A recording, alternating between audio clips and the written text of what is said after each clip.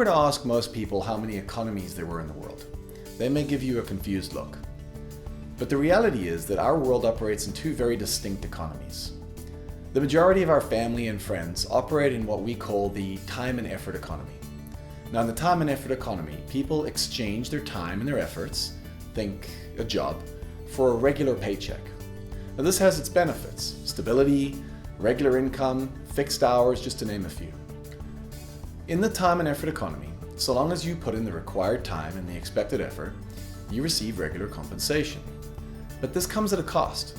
The time and efforts economy asks you to give up control of your inputs, and your success and growth is subject to a bureaucratic hierarchy.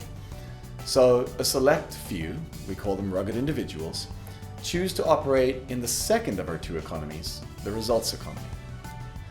Now, in the results economy, people only get paid when they produce results. The results economy, unlike the time and effort economy, allows entrepreneurially minded business people to operate in a world with fewer barriers, fewer constraints and bureaucratic limitations. But this too comes at a cost. With no ceiling comes no floor. In the results economy, you could put in countless hours and your best effort, but still go home with nothing. At the end of the day, regardless of the amount of effort or time vested, it's only the person who produces the net result that gets paid. Now, between these two economies lies something we call the risk barrier. Now, for many, the allure of being your own boss or of unlimited earning potential just comes at too high of a risk. To cross into the results economy places the risk of performance and ultimate outcome on your shoulders. And in most industries, this is really what keeps many comfortable within the time and effort economy.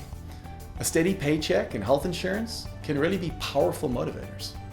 Now, to be clear, neither economy is better or worse than the other. They simply represent two fundamentally different worlds with different rules of play. Now, realtors live squarely within the results economy. They've stepped out of their jobs and the corporate world that makes up the time and effort economy.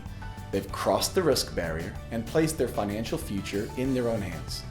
They have no boss to request a raise from, no bureaucracy to navigate. They've got unlimited earning potential, but really can also spend weeks on end showing homes to a buyer who ends up writing an offer with a competitor at the last minute. This is our economy. And for many realtors and entrepreneurially minded business people in other fields, the results economy affords a greater sense of control and stability for our livelihoods. We are in control of our outcomes and our results, and this is actually where we thrive. For anyone making a living in the results economy, there really are two fundamental and critical decisions that need to be made in order to flourish. The first success decision is that you have to learn to rely and depend only on your own effort and abilities for your economic success. This means not expecting your broker or the market or your friends and family to bring you success.